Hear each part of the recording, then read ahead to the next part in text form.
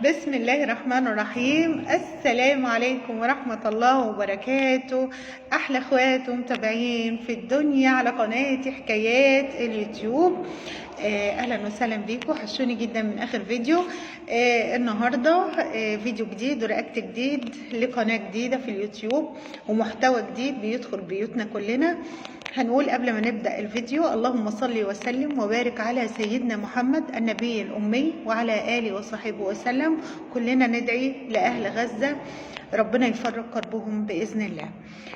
قبل ما نبدأ كمان، اللي ما اشتركش في القناة يشترك ويفعل الجرس، ولايك للفيديو لو عجبك، وكلنا بإذن الله في الكومنتات نصلي على النبي ونقول تاني اللهم صل عليك يا نبي.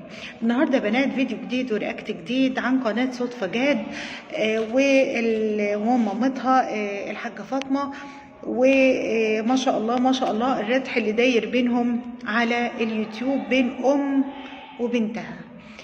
وبصراحة أنا مش مصدقة اللايف اللي هي طلعت بيه أو اللي أنا شفته على اللايف. هي طلعت جابت وشها الأول وبدأت وكلمت المتابعين. هي طبعا قناتها كبيرة جدا، قناتها مليونية ما شاء الله، عندها متابعين كتير جدا. بس للأسف يعني يا صدفة انت شاطرة في الطبيخ جدا، لكن كمية ردح مهولة، كمية شتايم خارجة عن المألوف ما طلعش من واحدة ست. الست معروفة بان هي هادية كيوت حلوة، العيب يعني الست المسلمة العيب ما يطلعش منها كده.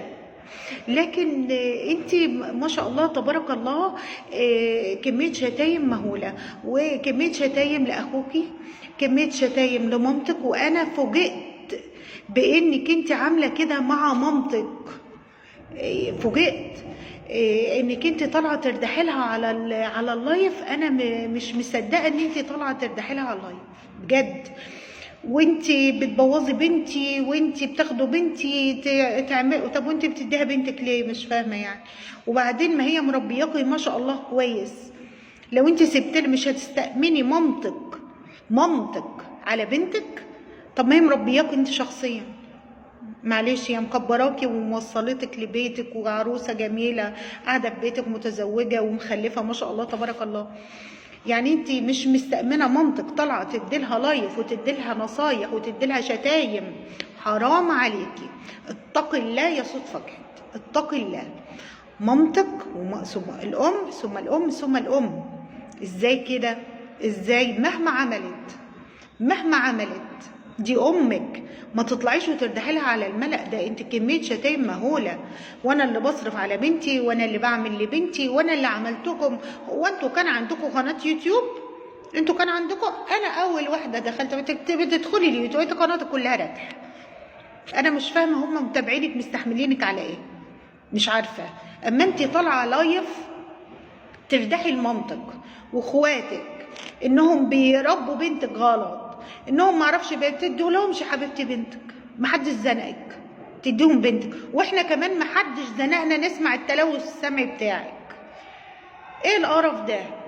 فين ديننا وفين اسلامنا؟ عشان انت طالعه لمامتك اللي بين اهله وبينه، حتى لو مامتك بينك وبينها مشكله، ها يعني من باب الاحترام والاخلاق ان انت حضرتك تحلي المشكله بينك وبينها، مش تحلي المشكله على العام. مصر كلها تعرف ان انت ومامتك متشاكلين، ومامتك تطلع تقول انا بعمل الخير لله وانا عايزه ربنا يطول في عمري عشان البنت الصغيره، وانا ما وانت سايبه طب انت سايبه بنتك ليه؟ يا مامتك مش هتكذب، انت رميالها بنتك عشان بنتك التانيه الصغيره، انت رميالها البنت.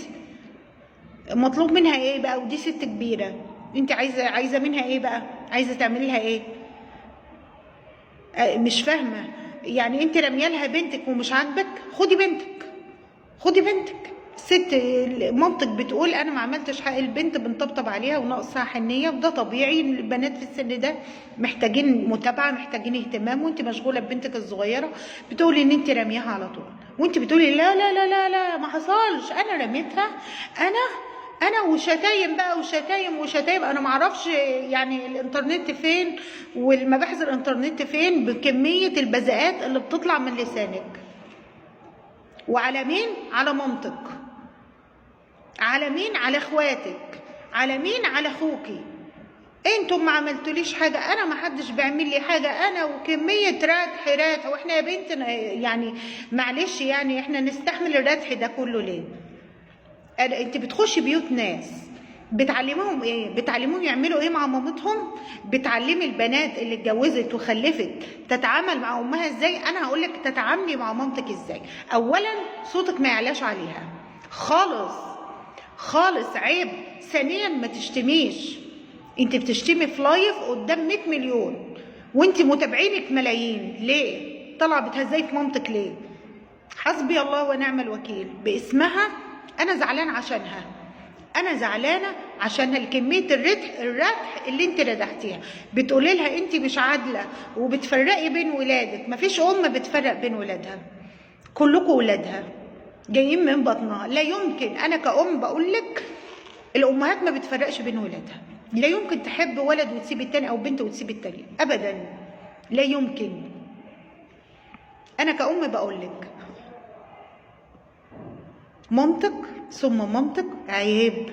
اذا كانت هي بقى ما احسنتش تربيتك وانت طالعه على العام تشتمي في مامتك وفي اهلك، احنا نقول لك عيب. احنا نقف لك ونقول لك دي مامتك يا صدفه. ما يصحش، ما يصحش. ولا انت عايزه مشاهدات؟ مشاهداتك قلت وواقعه، انا عارفه ان مشاهداتك واقعه. طيب نجيب مشاهدات نطلع نشتم مامتنا؟ طب انت بتعلمي البنات ايه بقى؟ شوفوا ازاي انا طالعه اشتم في مامتي يعملوا زيك. قدوه الناس، انت بتخشي بيوت ناس وبنات بتشوفك، اما هتشوفك هتعمل ايه؟ هتقتدي بيكي. محتوى بيدخل، صح كده؟ محتوى بيدخل، محتوى بيدخل بيوتنا. فانت حضرتك لما المحتوى بيدخل البيت بتعرفينا ازاي الاخلاق العاليه وازاي ديننا وازاي احنا نتعامل مع امهاتنا بالشكل اللي حضرتك طالعه بيه، وازاي احنا ما شاء الله ما شاء الله نطلع نردح لامهاتنا ونردح لاهلنا، والردح يبقى عام والشتايم بتبقى عام على عام. يا حبيبتي مش كده، مش كده، لا ما ينفعش. مش عشان الدولارات اللي انت هتقبضيها. انت هو انت ما شبعتيش صدفه؟ ما شبعتيش؟ طب هتشبعي امتى فلوس ومشاهدات على حساب البيوت اللي انت بتدخليها؟ حسبي الله ونعم الوكيل.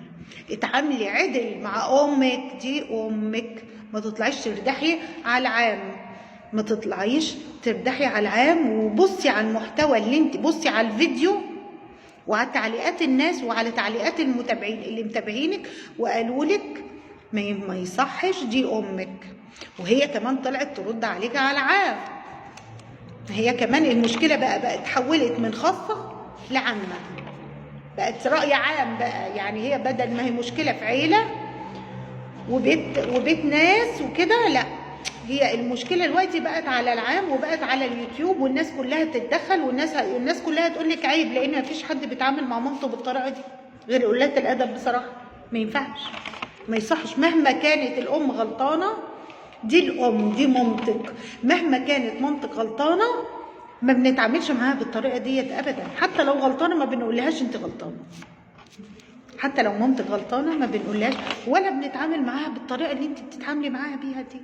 انا اول مره اشوف، يعني معلش، بعد التعب السنين وشقى السنين معاكي، اي كانت هي امك، بعد شقى السنين معاكي هو دي النتيجه النهائيه؟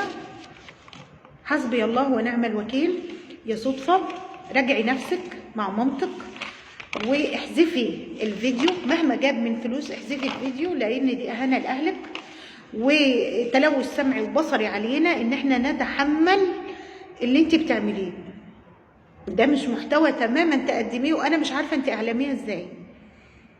يعني انا بشوف اعلاميين محترمين، بس شيلي كلمه اعلاميه بالله عليكي. ما اعلاميه دي لا طالب بيكي ابدا. وبقول لك يا امي حقك عليا انا، وربنا يديك الصحه وطول العمر وما تزعليش. وفي نهايه الفيديو هتوحشوني جدا جدا. للفيديو الجاي ما تنسوش اللايك والتعليقات يا جماعه. وفي اخر الفيديو اللهم صل وسلم وبارك على سيدنا محمد وعلى اله وصحبه وسلم. ما ننساش بقى اللايك. هتوحشوني جدا. في الفيديو الجاي.